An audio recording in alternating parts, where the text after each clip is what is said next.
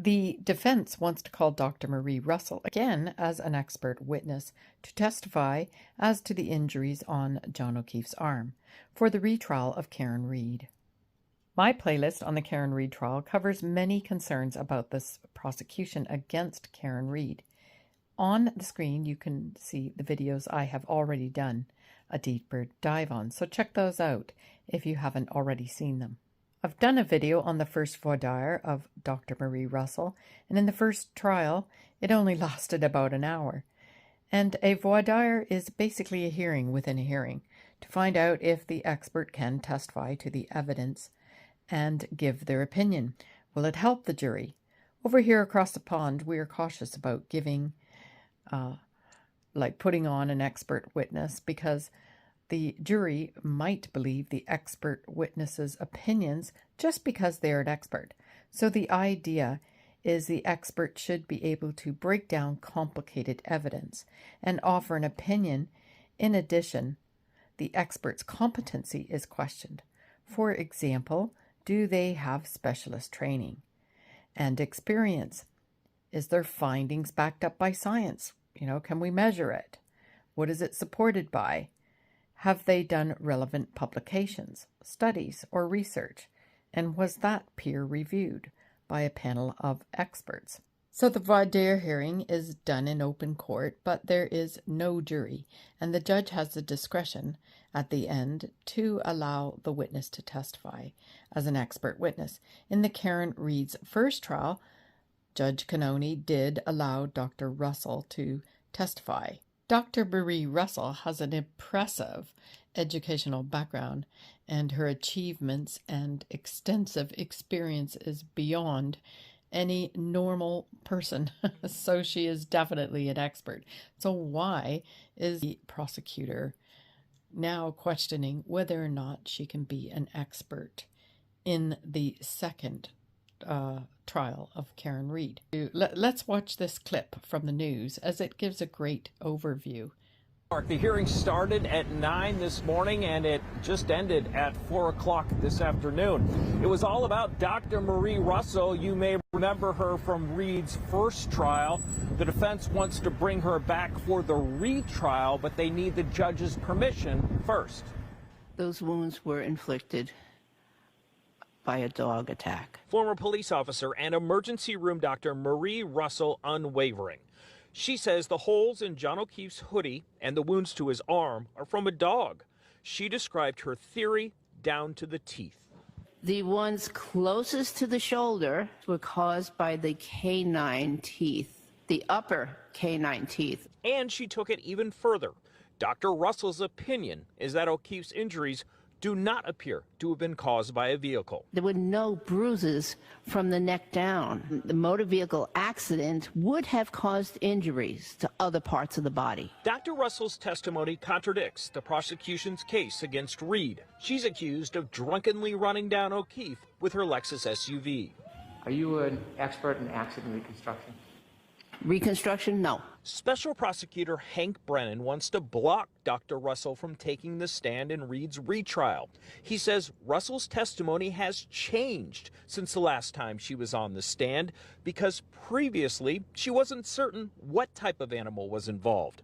Brennan also had a lot of questions about her qualifications. Well, have you read books on dog bites?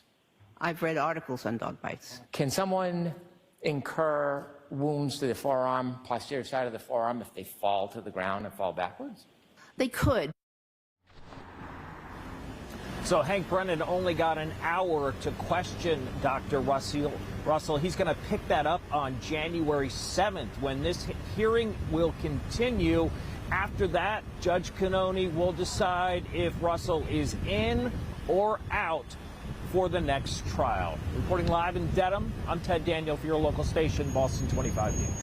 The news clip did say when they were all coming back to finish the voir dire of Dr. Marie Russell. That will be the 7th of January. Wow, that's a long time to wait, isn't it? So I want to play you a clip of Dr. Russell as she makes a shocking reveal when it comes to why there was no dog DNA found on John O'Keefe's arm. Are you aware of the results of the DNA testing of the UC Davis facility? Yes. What are you aware of? I'm aware that DNA was not found.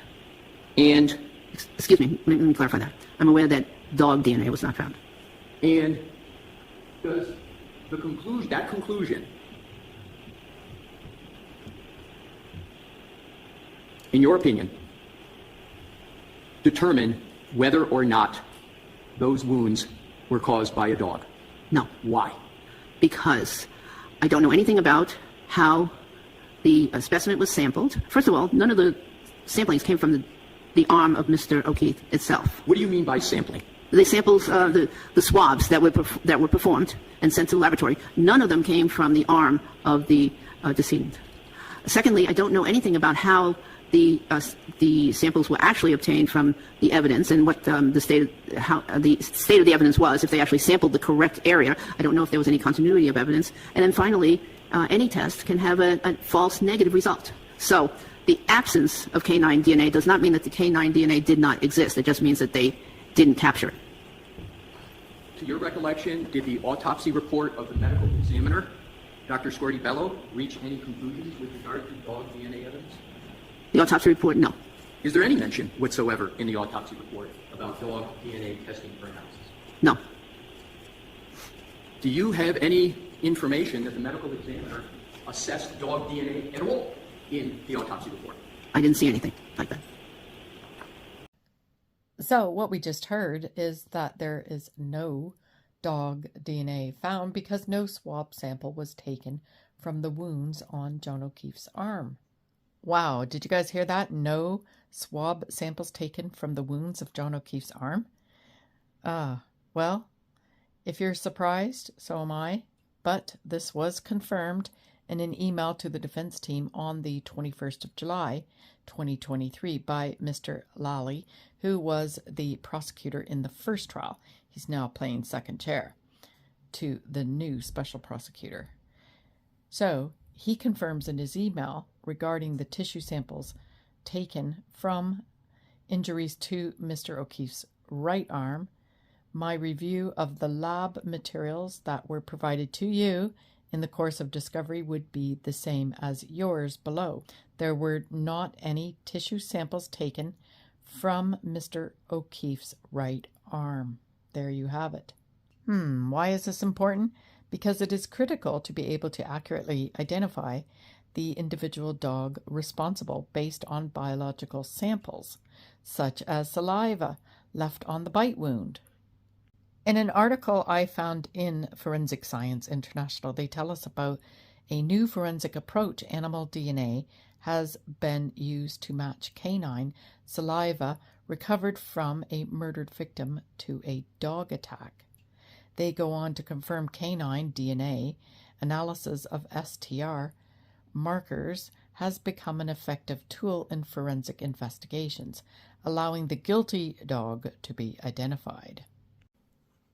And listen to this, Ekman and others suggest looking to canine STRs not only on the victim's wounds, but also on the gauze used to wrap up the injuries. Well, with John O'Keefe, I wondered if he had been bandaged up, because he was found frozen and once brought to the hospital pronounced deceased. So I don't know if he would have had his wounds bandaged up, but there is a reason to bandage them up irrespective.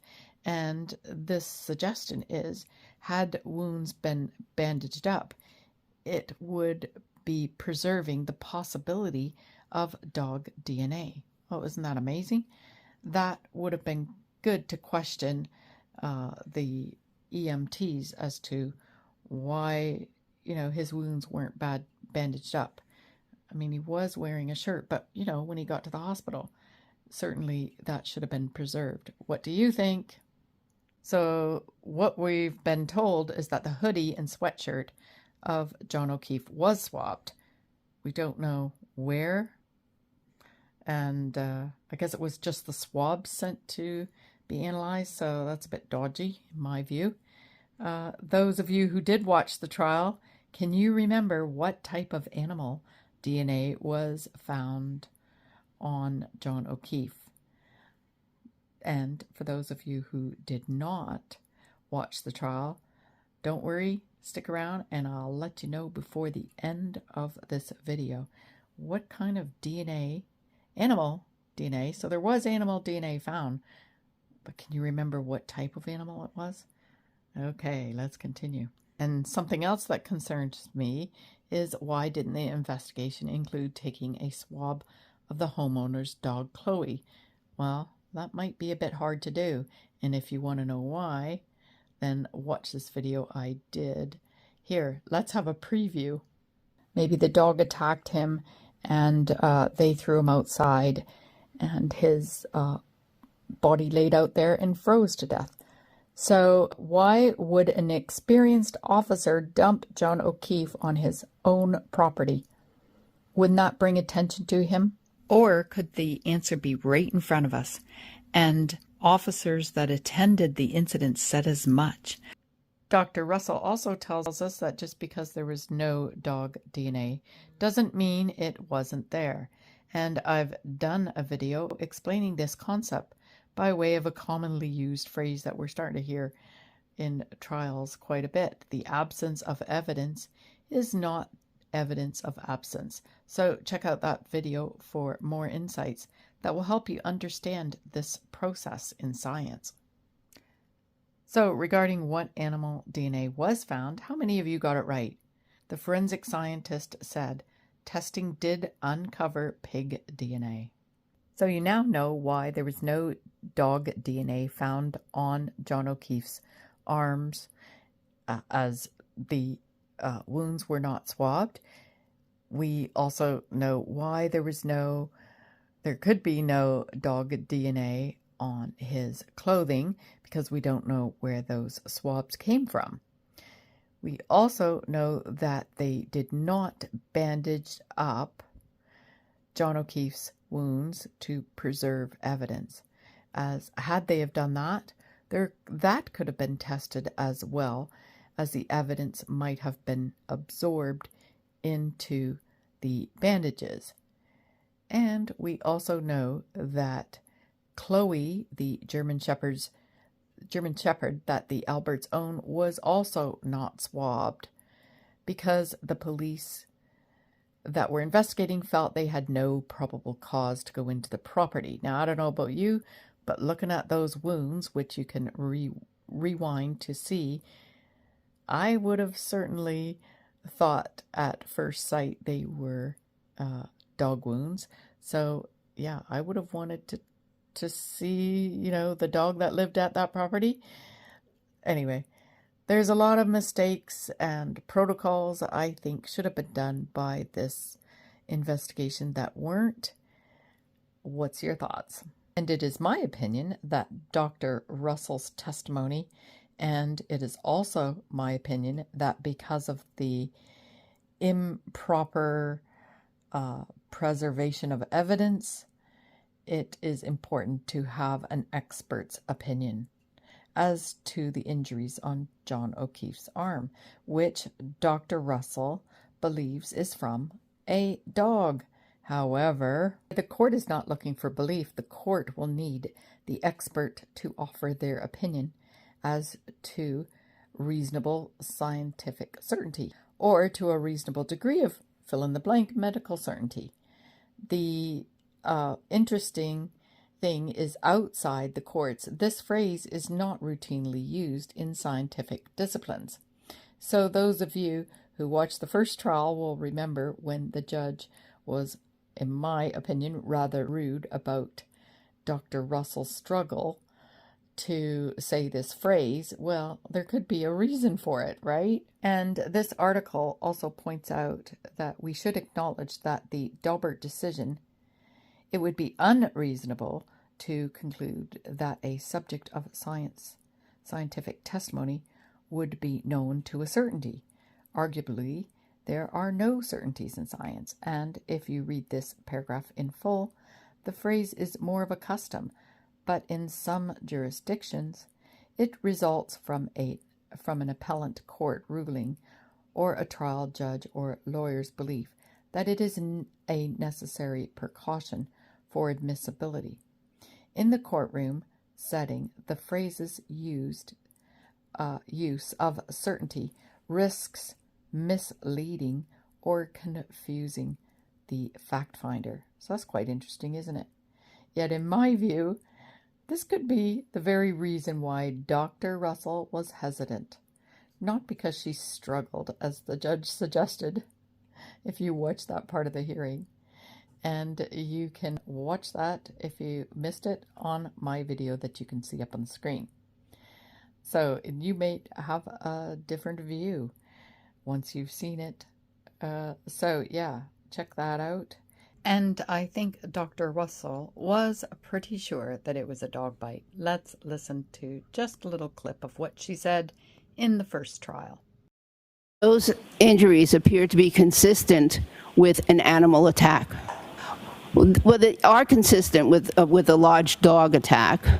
There's a combination of both what I consider bite wounds and scratch wounds on the arm. Tell me, who is the clever one? I will be joining Trial TV live if all works, if all scheduling works, and that will be after this premiere.